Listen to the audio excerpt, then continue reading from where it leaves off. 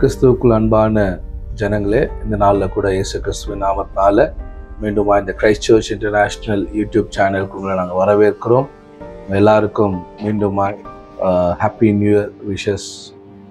எல்லாரும் சந்தோஷமாக இருக்கீங்கன்னு அன்றைக்குள்ளே நாங்கள் நம்புகிறோம். இன்றைக்கு கூட இந்த புது வருஷத்தின் தொடக்கத்தில் உங்களோடு கூட ஃபர்ஸ்ட் வீக்கில் இந்த வேர்ட் ஆஃப் காடை ஷேர் பண்ணுறதுல நான் மகிழ்ச்சி அடைகிறேன். எவ்வளோ பேர் சந்தோஷமாக இருக்கீங்க, எல்லாரும் சந்தோஷமாக இருக்கீங்கன்னு மீண்டும் கிறிஸ்துவுக்குள்ளே நாங்கள் நம்பி சந்தோஷப்படுகிறோம். உங்களுக்காக ஒரு வசனத்தை எடுத்து வாசிக்கிறேன். நான் யோவானின் புஸ்தகம் 10ஆம் அதிகாரம் 10வது வசனம். எல்லாருக்கும் தெரிஞ்ச வசனம் தான், வாசிக்க கேட்போம். திருடன் திருடவும் கொல்லவும் அழிக்கவும் வருகிறான் அன்றி வேறொன்றுக்கும் வரான். நானோ அவைகளுக்கு ஜீவன் உண்டாயிருக்கவும் அது பரிபூர்ணப்படவும் வந்தேன். ஆமென். இந்த வருடத்தில் நான் பிலீவ் பண்ணுறேன், ஆண்டவர் இந்த பரிபூர்ண வாழ்வை, பரிபூர்ண ஜீவனை இன்னும் நம்ம லைஃப்பில் எக்ஸசைஸ் பண்ணவும், அனுபவிக்கவும், அதில் வாழ்ந்திருக்கவும், சுகமாக இருக்கவும் ஆண்டவர் நம்மளை கொண்டு போவார் என்று நான் விசுவாசிக்கிறேன். ஏன்னா ஆண்டுடைய திட்டமே அதுதான். ஏசாமி சொல்லும்போது சொன்னார், திருடன் திருடவும் கொல்லவும் அழிக்கவும் என்று வேறொன்றுக்கும் வரான், நானும் ஜீவன் உண்டாகவும் அந்த ஜீவன் பரிபூர்ணப்படவும் வந்தேன். அப்போ நம்ம லைஃப்பில் அபண்டன்ட் பிளஸ்ஸிங்ஸ், அபண்டன்ட் லைஃப் ஆண்டவர் விரும்புகிறவராக இருக்கிறாரு. இன்னைக்கு ஒருவேளை உங்களுடைய லைஃப்பில் நீங்கள் நிறைய விஷயங்களில் நீங்கள் லேக் ஆகின்னு இருக்கீங்க, இல்லை நீங்கள் தோல்வியும் வாழ்க்கையில் இழப்புகளையும் நீங்கள் பார்த்துன்னு இருக்கீங்கன்னா, இன்னைக்கு நான் உங்களை பார்த்து சொல்கிறேன், நீங்கள் அதில் வாழ்வது தேவன் விரும்புகிறதல்ல. தேவன் உங்களை எப்பொழுதுமே அவர் பரிபூரணத்தை கொடுக்க வேண்டும் என்று தான் விரும்புகிறார். ஏன்னா அவருடைய இருதயமே தன்னுடைய பிள்ளைகள் வாழ்ந்து சுகமாக இருப்பதை அவர் விரும்புகிற தேவன். ஸோ முதலாவது நான் அதை உங்களை என்கரேஜ் பண்ண விரும்புகிறேன். அதனால தான் 3 யோவான் 2ஆம் வசனம் சொல்லுது, பிரியமானவர்களே, உன் ஆத்துமா வாழ்வது போல நீ எல்லாவற்றிலும் வாழ்ந்து சுகமாக இரு மகனே. ஸோ அதே தான் யோவான் எழுதுறாரு, பிரியமானவனே உன் ஆத்துமா வாழ்வது போல. So God's heart is always wants you to be abundant. தேவன் எப்பொழுதும் நீங்கள் சுகமாய் வாழ்ந்திருக்க வேண்டும் என்று விரும்புகிறவராக இருக்கிறாரு. இப்பொழுது கொலேசியன்லேருந்து உங்களுக்காக ஒரு வசனத்தை நான் வாசிக்கிறேன். கொலேசியன் புஸ்தகம் 3ஆவது அதிகாரம் 1ஆம் வசனத்திலிருந்து வாசிக்க கேட்போம். நீங்கள் கிறிஸ்துவுடனே கூட எழுந்ததுண்டானால் கிறிஸ்து தேவனுடைய வலது பரிசத்தில் வீற்றிருக்கும் இடத்தில் உள்ள மேலானவைகளை தேடுங்கள், பூமியில் உள்ளவைகளை அல்ல. பூமியில் உள்ளவைகள் அல்ல, மேலானவைகளையே நாடுங்கள். மேலானவைகளே நாடுங்கள். ஏனென்றால் நீங்கள் மரித்தீர்கள், உங்கள் ஜீவன் கிறிஸ்துவுடனே தேவனுக்குள் மறைந்திருக்கிறது. உங்கள் ஜீவன் கிறிஸ்துவுடனே தேவனுக்குள் மறைந்திருக்கிறது. நம்முடைய ஜீவனாகிய கிறிஸ்து வெளிப்படும் போது நீங்களும் அவரோடு கூட மகிமையிலே வெளிப்படுவீர்கள். ஆகையால் விபச்சாரம், அசுத்தம், மோகம், துர்இச்சை, விக்கிரக ஆராதனையான பொருளாசை ஆகிய இவைகளை பூமியில் உண்டு பண்ணுகிற உங்கள் அவயவங்களை அழித்து போடுங்கள். இவைகளின் பொருட்டே கீழ்ப்படியாமையின் பிள்ளைகள் மேல் தேவ கோபாக்கினை வரும். இங்கே 1ஆம் வசனத்திலிருந்து தொடர்ந்து 6ஆம் வசனம் வரைக்கும் நம்ம பார்க்கும்போது, இங்கே பவுல் கொலேசியன் சபைக்கு எழுதுறாரு, பூமிக்குரியவைகள் அல்ல மேலானவைகளையே நாடுங்கள் என்று எழுதுறாரு. 1ஆம் அதிகாரத்தை நம்ம பார்க்குறோம். கொலேசியர் புஸ்தகம் 1ஆம் அதிகாரம் 6ஆம் வசனத்திலிருந்து வாசிங்க. அந்த நம்பிக்கையை குறித்து நீங்கள் முன்னமே சத்திய வசனமாகிய சுவிசேஷத்தினாலே கேள்விப்பட்டீர்கள். அந்த சுவிசேஷம் உலகமெங்கும் பரம்பி பலன் தருகிறது போல. சுவிசேஷம் உலகமெங்கும் பரவி அதினா பலன் தருகிறது, அது ஃப்ரூட்ஃபுல்லா இருக்குன்னு பவுல் சொல்றாரு. உங்களிடத்திலும் நீங்கள் அதை கேட்டு தேவ கிருபையை சத்தியத்தின்படி அறிந்து கொண்ட நாள் முதல். தேவ கிருபையை எப்படி அறிந்து கொண்டோமா? சத்தியத்தின்படி அறிந்து கொண்ட நாள் முதல் அது உங்களுக்குள் பலன் தருகிறதா இருக்கிறது. எது? சுவிசேஷம், கிறிஸ்துவை குறித்த சுவிசேஷம் கேள்விப்பட்ட நாள் முதல், அதை கேள்விப்பட்டு இயேசுவை ஏற்றுக்கொண்டவர்களுக்கு அந்த சுவிசேஷம் என்ன பண்ணுதா? பலன் தருகிறதா இருக்குன்னு பவுல் எழுதுறாரு. அதை எங்களுக்கு பிரியமான உடன் வேலையாலும் உங்களுக்காக கிறிஸ்துவின் உண்மையான ஊழியக்காரனுமாய் இருக்கிற எப்பாப்ராவின் இடத்தில் நீங்கள் கற்றறிந்திருக்கிறீர்கள். ஆவிக்குள்ளான உங்கள் அன்பையும் அவனே எங்களுக்கு தெரியப்படுத்தினான். இதன் நிமித்தம் நீங்கள் அதை கேட்ட நாள் முதல் உங்களுக்காக இடைவிடாமல் ஜெபம் பண்ணுகிறோம். நீங்கள் எல்லா ஞானத்தோடும் ஆவிக்குரிய விவேகத்தோடும் அவருடைய சித்தத்தை அறிகிற அறிவினாலே நிரப்பப்படவும் சகலவித நற்கிரியைகளும் ஆகிய கனிகளை தந்து சகலவித நற்கிரியைகளாகிய கனிகளை தந்து. அப்ப இங்க பவுல் எழுதுறாரு பூமிக்குரியவைகளை நாடாதீங்க 3ஆம் அதிகாரத்துல எழுதுறாரு. ஆனா 1ஆம் அதிகாரத்துல சொல்றாரு சகலவித நற்கிரியைகளாகிய கனிகளை தந்து தேவனை அறிகிற அறிவில் விருத்தி அடைந்து கர்த்தருக்கு பிரியம் உண்டாக அவருக்கு பாத்திரராய் நடந்து கொள்ளவும் சந்தோஷத்தோட கூடிய எல்லா பொறுமையும் நீடிய சாந்தமும் உண்டாவதற்கு மகிமையான அவருடைய வல்லமையின்படியே எல்லா வல்லமையாலும் பலப்படுத்தப்படவும் உங்களுக்காக வேண்டுதல் செய்கிறோம். இங்க பவுல் சொல்றாரு, நம்ம கிறிஸ்துவுக்குள்ள நம்ம என்ன பண்ணுமா, பலன் தருகிறவர்களாய் நற்கிரியைகளாகிய பலனை நாம் தருகிறவர்களாய் நம்ம இருக்க வேண்டும் சொல்றாரு. 3ஆம் அதிகாரத்துல சொல்றாரு பூமிக்குரியவைகளை நாடாதீங்கன்னு சொல்லிட்டு விபச்சார காம விகார விக்கிரக ஆராதனை இப்படிப்பட்டவைகளை நீங்க செய்யாதீங்கன்னு சொல்றாரு. கொலேசியன் 2ஆம் அதிகாரத்துல பாக்குறோம். 2ஆம் அதிகாரம் 7ஆம் வசனத்துல இருந்து வாசிக்க கேட்போம். நீங்கள் போதிக்கப்பட்டபடியே விசுவாசத்தில் உறுதிப்பட்டு ஸ்தோத்திரத்தோட அதுல பெருகுவீர்களாக.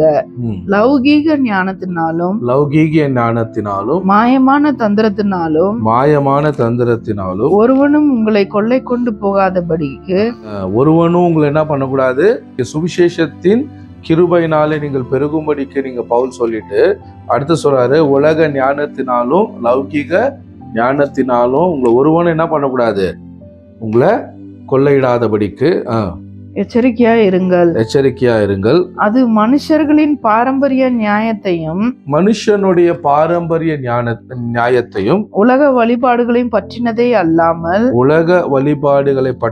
அல்லாமல் கிறிஸ்துவை பற்றினது அல்ல.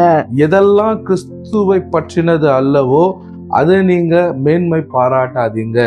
கிறிஸ்துவை பற்றினது உங்களுக்கு பரிபூர்ண வாழ்வை கொடுக்கும். இன்னைக்கு நிறைய நேரங்கள்ல நம்ம லைஃப்ல என்ன அபண்டன்டான ஒரு பிளெஸிங்கை பார்க்க முடியலன்னா நிறைய நம்ம we are bound into the men traditions or law traditions. நம்ம வாழ்க்கையில நமக்கு போதிக்கப்படுறதான மனுஷனுடைய கற்பனைகளை மனுஷனுடைய பாரம்பரியங்களை நம்ம என்ன பண்றோம், நிறைய நேரங்களை நம்ம அறியாமே நம்ம ஆத்துமாவது சேதப்படுத்துகிறதா கலகப்படுத்துகிறதா இருக்கிறது. அதுதான் கொலேசியன் சபைக்கு பவுல் எழுதுறாரு. மனுஷனுடைய ஞானத்திலோ இல்ல அவங்களுடைய பிலாசபினாலேயோ இல்ல ராங் டீச்சிங்னாலேயோ நீங்க என்ன பண்ணாதிருங்க, மோசம் போகாதிருங்க. இன்னைக்கு சத்தியம்தான் நம்ம வாழ்க்கையில பரிபூரண ஆசுவாத்தை கொண்டு வருகிறதா இருக்கிறது. ஏன்னா ஏசுவாமி சொன்னாரு, சத்தியத்தை அறிவிகள் சத்தியம் உங்களை விடுதலை ஆக்கும்.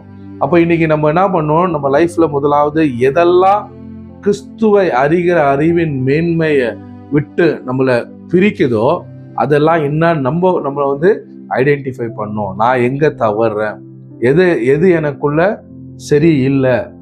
இங்க பவுல் உலகத்துக்குரியவைகளை நாடாமுன்னு சொல்லும் போது நிறைய பேர் இந்த வசனத்தை எடுத்து என்ன சொல்றாங்க, உலகத்துல உங்களுக்கு பொக்கிஷம் வேணாம், உலகத்துல நீங்க உலகத்துல இருக்கிற மாதிரி நல்லா ட்ரெஸ் பண்ணாதீங்க, உலகத்தா இருக்கிற மாதிரி நீங்க ஆடம்பரமா இருக்காதீங்க, உலகத்துல இடம் வாங்குறாங்க இடம் கட்டுறாங்க அப்படி இருக்காதீங்க. அப்படி பவுல் பவுல் உலகத்துக்குரியவர்கள் என்று சொல்லும் போது அவர் என்ன சொல்ல வர்றாருன்னா, மனுஷனுடைய கோட்பாடு, மனுஷனுடைய பாரம்பரியம், மனுஷனுடைய ஒரு பிலீஃப் சிஸ்டம், இதுல நீங்க என்ன பண்ண முடியாது, நீங்க பழுகி பெருகி கனிகளை கொடுக்க முடியாது. சுவிசேஷத்தை நீங்க கேட்ட நாள் முதற் கொண்டு அதனாலே நீங்க நற்கிரியைகளை செய்யும்படி நீங்க பெருகுகிறீங்கன்னு பவுல் சொல்றாரு. அப்போ கொலேசியன் சபைக்கு அவர் என்ன சொல்றாருன்னா, ஒரு பரிபூர்ண வாழ்வை நீங்க பார்க்கணும்னா, மேலானவைகளை நீங்க நாடணும்னா, கிறிஸ்துவோடு கூட நீங்க உட்கார்ந்து இருக்கிறீங்கன்றத முதலாவது நீங்க ஐடென்டிஃபை பண்ணிக்கொள்ளுங்க. நீங்க இந்த பூமியில வாழ்ந்தாலும் நீங்க இந்த பூமிக்குரியவர்கள் அல்ல. அப்படின்னா இந்த சிஸ்டம்க்கு நீங்க அடிமையானவர்கள் கிடையாது.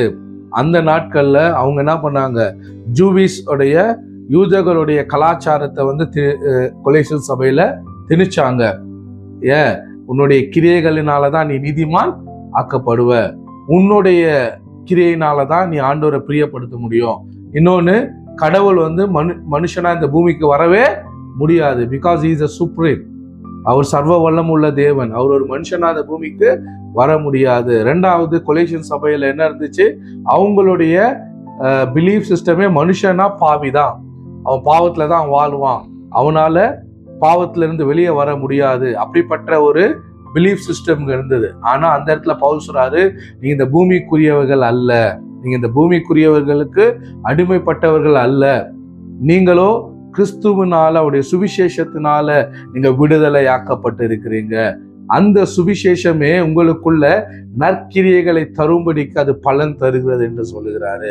ஹல்லேலூயா. நான் பிலீவ் பண்றேன், எப்போ உங்களுடைய பிலீஃப் சிஸ்டம் மாறுதோ அப்பதான் உங்களுடைய வாழ்க்கையில நீங்க கனி கொடுக்கிறவங்களா மாறுறீங்க. நிறைய நேரங்கள்ல என் ஜனங்கள் அறிவில்லாமையினால் சங்காரம் ஆகுறாங்க என்று வேதம் சொல்கிறது. அப்போ நம்முடைய பிலீஃப் சிஸ்டம் என்ன? இன்னைக்கு நிறைய பேருடைய பிலீஃப் சிஸ்டம் என்ன தெரியுமா? 40 நாள் நான் உபவாசம் இருந்தாதான் கர்த்தருடைய ஜெபத்தை கேட்பாரு. இந்த பூமியில நான் வந்து எவ்வளோ பாடம் அனுபவிச்சாலும் பரலோகத்துல எனக்கு ஒரு நல்ல இடத்த ஆண்டவர் கொடுப்பாரு. ஆண்டவர் எனக்கு ஏதோ ஒரு வியாதியை கொடுத்துதான் எனக்கு என்ன பண்ணுவாரு, ஒரு விஷயத்த கத்து கொடுப்பாரு. இப்படியெல்லாம் வந்து ஒரு பிலீஃப் சிஸ்டம் நமக்குள்ள நம்மளே வந்து தெரியாம நம்ம வந்து கேள்விப்பட்டதை நம்பி நம்ம என்ன பண்றோம், வளர்த்து கொள்றோம். ஆனா கர்த்தருடைய இருதயம் எப்படிப்பட்டதா இருக்கிறது? ஆண்டவர் நம்மளை இப்படிலாம் ஒரு வியாதியை கொடுத்துதான் உங்களுக்கு டீச் பண்ணோம்னா அவர் எதுக்கு வியாதிக்காக மறிக்கணும்? உங்களுக்கு ஒரு பெயினை கொடுத்துதான் உங்களுக்கு ஒரு விஷயத்த கத்து கொடுக்கணும்னா ஏன் உங்களுடைய துக்கங்களை அவர் சுமக்கணும், உங்களுடைய வேதனையை அவர் சுமக்கணும்? அப்போ இன்னைக்கு நம்ம ஆண்டவர் பார்க்குற பிக்சர் வந்து முதலாவது நம்முடைய சிந்தையில மாற வேண்டியதா இருக்கிறது. பரிபூரணத்தை நம்ம பார்க்கறதுக்கு முன்பதாக நமக்கு ஆண்டவர் அவர் வந்து யாக்கோபு 1ஆம் அதிகாரத்துல சொல்லப்படுது, வாசிக்கலாம். உங்களுக்காக நான் வாசிக்க விரும்புறேன்.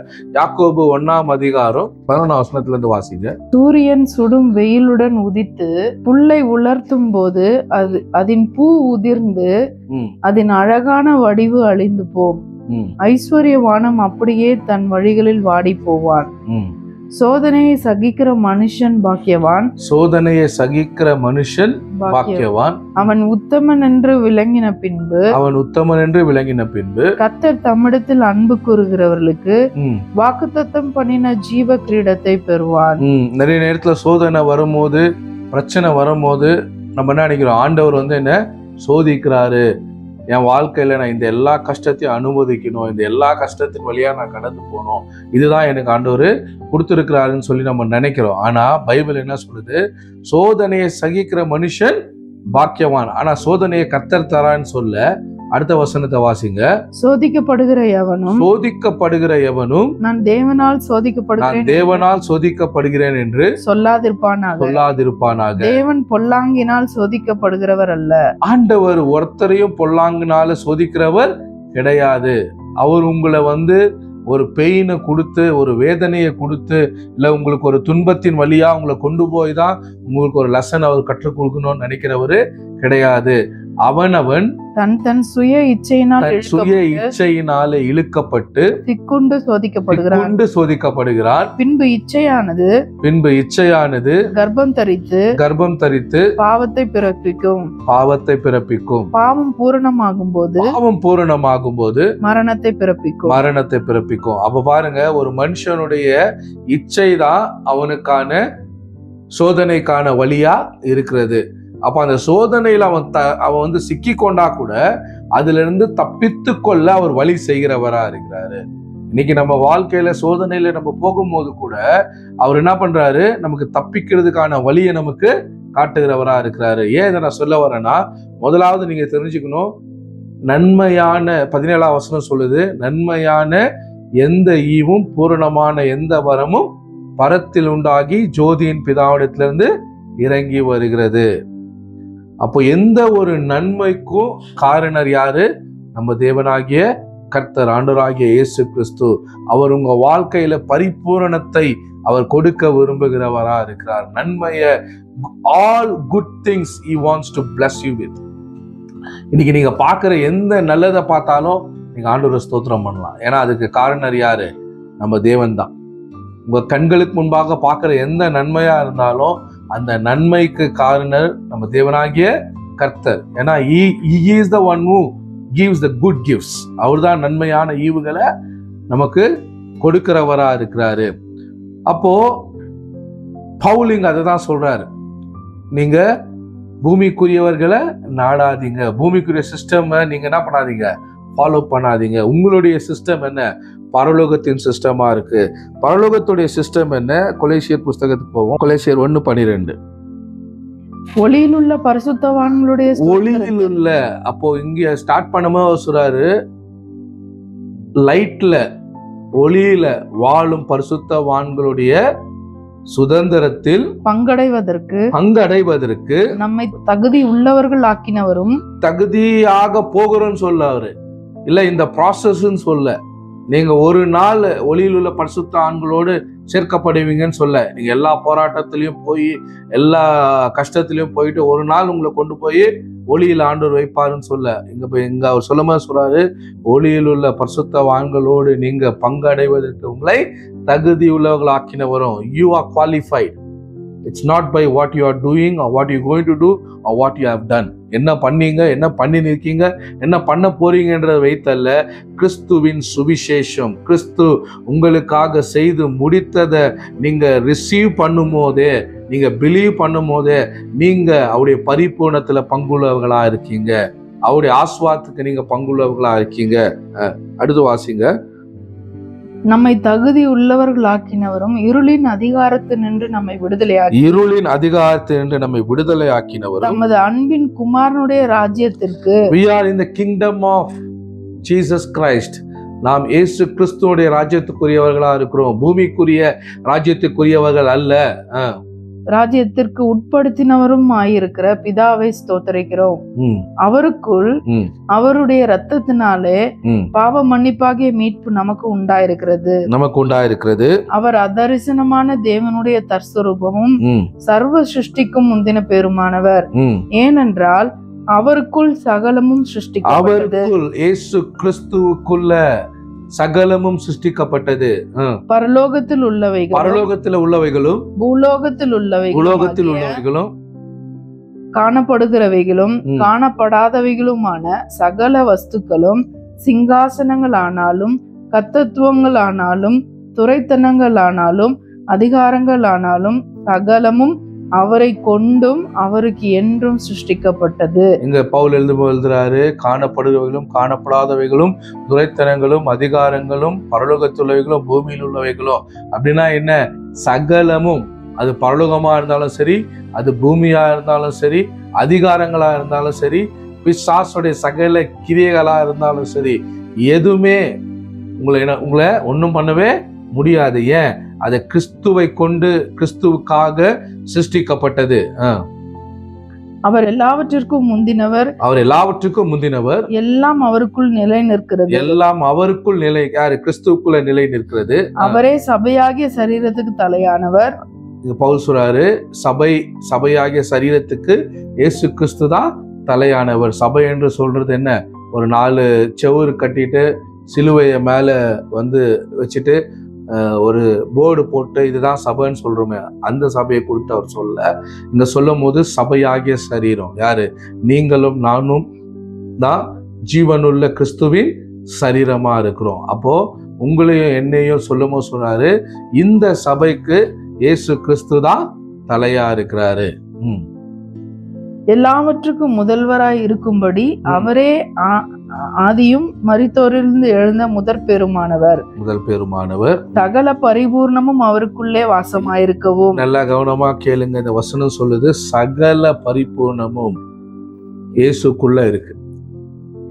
Nothing lacking, nothing missing, nothing broken. எதுவுமே அவருக்குள்ள மிஸ் ஆனது ஒண்ணுமே இல்லை. எல்லாமே பரிபூரணமா கிறிஸ்துவுக்குள்ள ஆண்டவர் சிருஷ்டித்திருக்கிறாரு. இதுல ஒரு மிஸ்ட்ரி என்னன்னா, நாமும் அவருக்குள்ளதான் இருக்கிறோம். நாமும் கிறிஸ்துவுக்குள்ளதான் இருக்கிறோம். கிறிஸ்து நமக்குள்ள இருக்கிறாரு, நாமும் கிறிஸ்துவுக்குள்ள ஜீவிக்கிறவர்களா இருக்கிறோம். கீழே வாசிங்க. அவர் சிலுவையில் சிந்தின இரத்தத்தினாலே சிலுவையில் சிந்தின இரத்தத்தினாலே சமாதானத்தை உண்டாக்கி பூலோகத்தில் உள்ளவைகள் பரலோகத்தில் உள்ளவைகள் யாவையும் அவர் மூலமாய் தமக்கு ஒப்புரவாக்கி கொள்ளவும் அவருக்கு பிரியமாயிற்று. முன்னே அந்நியராயும் துர்க்கிரியைகளினால் மனதிலே சத்துருக்களாயும் இருந்த உங்களையும் பரிசுத்தராகவும் குற்றமற்றவர்களாகவும் கண்டிக்கப்படாதவர்களாகவும் தமக்கு முன் நிறுத்தும்படியாக அவருடைய மாம்ச சரீரத்தில் அடைந்த மரணத்தினாலே இப்பொழுது ஒப்புரவாக்கினார். அவர் இங்க பைபிள் சொல்லுது, அவருடைய சிலுவையில் சிந்தின ரத்தத்தினாலே அவர் காணப்படாதவைகளும் காணப்படுபவைகளும் பூமியில் உள்ளவைகளும் பரலோகத்தில் எல்லாவற்றையும் அவர் என்ன பண்ணாராம்? பிதாவுக்கு சமாதானம் பண்ணினார், ஒப்புரவாக்கினார். இன்னைக்கு இயேசு கிறிஸ்துவின் ரத்தம் தான் என்ன பண்ணுது? அது நித்திய காலமாய் பேசுகிறதா இருக்கிறது. அதனாலதான் எபிரேயர் புஸ்தகத்தை நம்ம பார்க்கிறோம், ஆபேலின் ரத்தம் பேசினதை காட்டிலும் கிறிஸ்துவின் ரத்தம் நமக்காய் இன்றும் பேசுகிறது என்று சொல்லி. ஏன்னா அந்த ரத்தம் தான் உங்களுடைய கிரியையினால் அல்ல, அவர் செய்த கிரியையினால அவருடைய பரிபூர்ணத்துக்குள்ள உங்களையும் என்னையும் அது பிதாவோடு சேர்த்து வைக்கிறதா இருக்கிறது.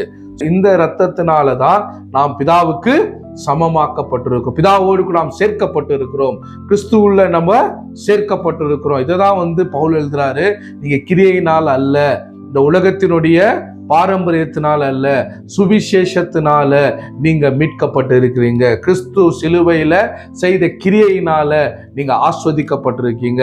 இதை நீங்க பிலீவ் பண்ணும்போது உங்க வாழ்க்கையில நீங்க அவரோடு கூட ஆளவும் செய்வீங்க. ஏன்னா நீங்க இந்த பூமிக்குரியவைகளை நாடாதீங்கன்னு சொல்லி பவுல் சொல்றாரு. எப்படி அவர் பிதாவோடு சமமாக்கினாரு? காணப்படுகிறவர்களும் காணப்படாதவைகளும் சிங்காசனங்களும் துரைத்தனங்களும் எல்லாவற்றையும் என்ன பண்ணாரா? அவர் சிலுவையில் சிந்தின ரத்தத்தினால அவர் சமாதானமாக்கினாரு.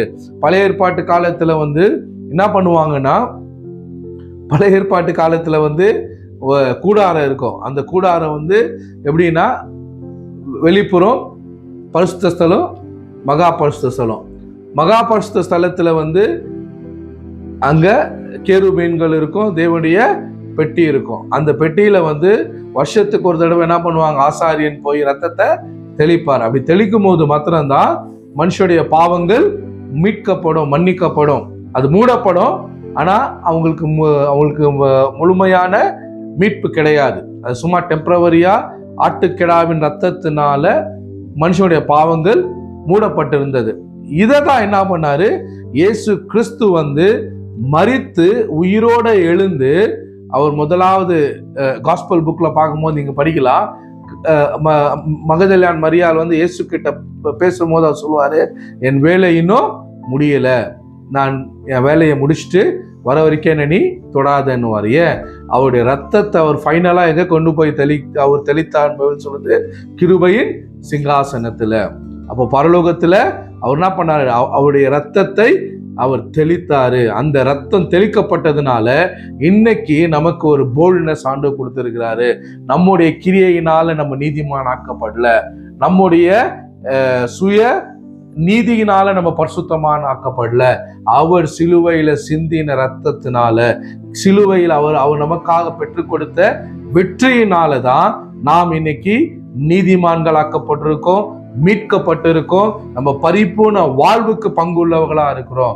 சோ இதை நீங்க பிலீவ் பண்ணும்போது, இதை நீங்க ரிசீவ் பண்ணும்போது, இதுதான் எனக்கு ஆண்டவர் செய்தாரு, நான் என்னுடைய சுய நீதியில நான் எதையும் சம்பாதிக்கல, கிறிஸ்து சம்பாதித்ததை நான் எப்பொழுது ஏற்றுக்கொள்ளுகிறேனோ அது என்னுடையதாய் மாறுகிறது.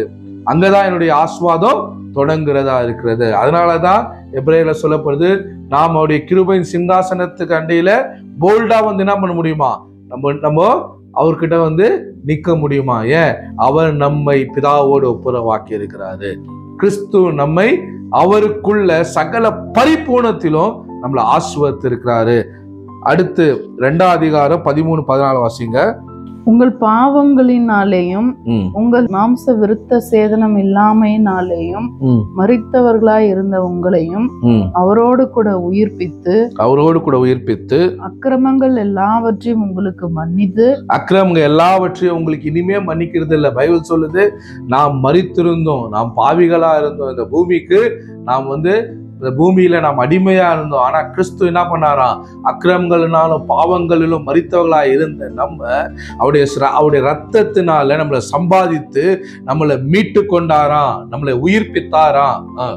14ஆம் வசனம் வாசிங்க. நமக்கு எதிரடையாகவும் எதெல்லாம் நமக்கு விரோதமா ஒரு டாக்குமெண்ட் இருந்துச்சோ, கட்டளைகளால் நமக்கு விரோதமாகவும் இருந்த கையெழுத்த எப்படி ஆதாம் ஆண்டோடைய வார்த்தைக்கு கீழ்ப்படியாம ஆண்டவர் சொன்னதுக்கு அவர் எப்போ மீறி நடந்து இந்த உலகம் பிசாசுக்கு அடிமையாயி நம்முடைய எல்லா ஆசீர்வாதமும் பரிபூர்ணமும் நம்முடைய நன்மையும் எப்படி ஆதாம் வித்து போட்டானோ, எது நமக்கு எதிராக இருந்ததோ, சுகம் நமக்குரியது அல்ல, ஆசீர்வாதம் நமக்குரியது அல்ல, சாபம்தான் நமக்குரியது, நம்ம வியாதி தான் நமக்குரியது, பாவர்ட்டி தான் நமக்குரியதுன்னு இந்த பூமி எப்படி இருந்துச்சோ அதை எல்லாத்தையும் இயேசு என்ன பண்ணாரா?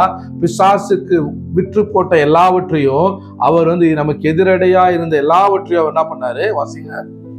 எதிரடையாய் இருந்த கட்டளைகளை, நமக்கு விரோதமாக இருந்த கையெழுத்தையும் குலைத்து அவர் என்ன பண்றாரு? குலைத்து போட்டாராம். குலைத்து போட்டு அதை நடுவில் இராதபடி எடுத்து அது நமக்கு சாட்சி சொல்றதுக்கு என்ன இல்ல, அதுக்கு ஜீவனே இல்ல, அந்த டாக்குமெண்ட்டுக்கு என்ன இல்ல, அதிகாரமே இல்லாதபடிக்கு எடுத்து அதை சிலுவையின் மேல் ஆணி அடித்துட்டாரு. துரைத்தனங்களையும் அதிகாரங்களையும் உரிந்து கொண்டு வெளியரங்கமான கோலமாக்கிட்டாரு. You are not bound to devil. நீ பிசாசுக்கு அடிமையானவன் அல்ல, நீ தரித்திரத்துக்கு அடிமையானவன் அல்ல, நீ பாவத்துக்கு அடிமையானவன் அல்ல, உன் கிரியையினால நீ நீதிமான் ஆக்கப்படுகிறவனும் அல்ல. கிறிஸ்து உனக்காக சிலுவையில எல்லாவற்றையும் சம்பாதித்து உன்னை பரிபூர்ண வாழ்வை நீ வாழும்படிக்கு உன்னை அவர் ஆசீர்வதித்து இருக்கிறாரு. அதுதான் இங்க பவுல் சொல்றாரு, நீ கிரியையினால நீ சுய நீதியினால நீதிமானாக்கப்பட முடியாது. நீ பூமிக்குரியவளை பார்க்காத, பூமிக்குரியது உள்ளது. அவங்க என்ன சொல்றாங்க? நீ இப்படி இதை செஞ்சாதான் உனக்கு இந்த ஆசீர்வாதம் வரும்னு சொல்றாங்க. ஆனா பரலோகத்துக்குரியவர்கள் என்ன? நீ கிறிஸ்துவோடு கூட, நீ அவரோடு கூட நீ சிம்மாசனத்துல நீ உட்கார வைக்கப்பட்டிருக்கிற. அதுதான் 3ஆவது அதை கம்ப்ளீட் பண்ணலாம் அவசரத்தை. அவைகளின் மேல் சிலுவையிலே வெற்றி சிறந்தார். ஆகையால் போஜனத்தையும் பானத்தையும் குறித்தாவது, பண்டிகை நாளையும் மாத பிறப்பையும் ஓய்வு நாட்களையும் குறித்தாவது ஒருவனும் உங்களை குற்றப்படுத்தாதிருப்பான். கிரியையினால உங்களை ஒருவனும் குற்றப்படுத்தாதிருப்பானாக. அவைகள் வரும் காரியங்களுக்கு நிழலாய் இருக்கிறது. அவைகளின் பொருள் கிறிஸ்துவை பற்றினது. அவைகளின் பொருள் என்னவா இருக்கு? கிறிஸ்துவை பற்றினது. 3ஆம் அதிகாரம் மீண்டும் 1ஆம் வசனத்தை வாசிக்கலாம். நீங்கள் கிறிஸ்துவுடனே கூட எழுந்ததுண்டானால். முதல் அதிகாரத்துல அவர் சொல்றாரு நீ விடுதலை ஆக்கப்பட்டிருக்கிற. 2ஆவது அதிகாரத்தை சொல்றாரு உனக்கு அதிகாரம் கொடுக்கப்பட்டிருக்கு. 3ஆவது அதிகாரத்தை சொல்றாரு நீ அவரோடு கூட உட்கார வைக்கப்பட்டிருக்கிற. கிறிஸ்துவோடு கூட நீ உட்கார வைக்கப்பட்டிருக்கிற. அவர்தான் கிறிஸ்துவுக்கு, கிறிஸ்துதான் சபைக்கு தலையா இருக்கிறார். நீ அவருடைய சரீரமா இருக்கிற, நான் அவருடைய சரீரமா இருக்கிறோம். அப்போ 14ஆம் வசனத்துல சொல்றபடி அவர் வெளியரங்கமான கோலமாக்கி சிலுவையில நடுவில அவர் ஆணி அடித்து அவைகளை இல்லாதபடி செய்தார்னு சொல்லும் போது அவர் பெற்றுக் கொடுத்த வெற்றி கிறிஸ்து நமக்கு பெற்றுக் கொடுத்த வெற்றி பிசாசை ஜெயித்தது நம்முடைய பாதத்து கீழாய் இருக்கிறது, உன்னுடைய பாதத்து கீழாய் இருக்கிறது. ஏன்னா கிறிஸ்து உனக்கு தலையா இருக்கிறாரு, நீ அவருடைய சரீரமா இருக்கிற, கிறிஸ்துவோடு கூட நீ உட்கார வைக்கப்பட்டிருக்கிற. அப்போ உன்னுடைய பாதம் கிறிஸ்துவின் பாதமா இருக்கிறது. அவர் சிலுவையில பிசாசின் தலையை நசுக்கினார்னா நீயும் கூட அவரோடு கூட பிசாசை ஜெயித்து இருக்கிற. அதனால பிசாசு உன்னை பார்த்து உன்னால வெற்றியா வாழ முடியாது, உன்னால ஆஸ்வாதமா இருக்க முடியாது, உனக்கு இது சொந்தம் இல்லைன்னு சொன்னானா நீ தைரியமா போல்டா சொல்ல முடியும், நான் அல்ல, எனக்குள் ஜீவிக்கிற கிறிஸ்துவினால சகல பரிபூர்ணத்திலும் நான் ஆஸ்வதிக்கப்பட்டிருக்கிற நீங்க தைரியமா சொல்ல முடியும். அதுதான் உங்களுடைய ஐடென்டிட்டி. உங்களுடைய ஐடென்டிட்டி நீங்க யாருன்றதல்ல, உங்களுடைய கிறிஸ்து தான் உங்களுடைய ஐடென்டிட்டியா இருக்கிறாரு. அதான் பவுல் சொல்றாரு நான் கிறிஸ்துவோடு கூட சிலுவையில் அறையப்பட்டேன், இனி நான் அல்ல கிறிஸ்துவே எனக்குள் ஜீவிக்கிறான்னு சொல்றாரு.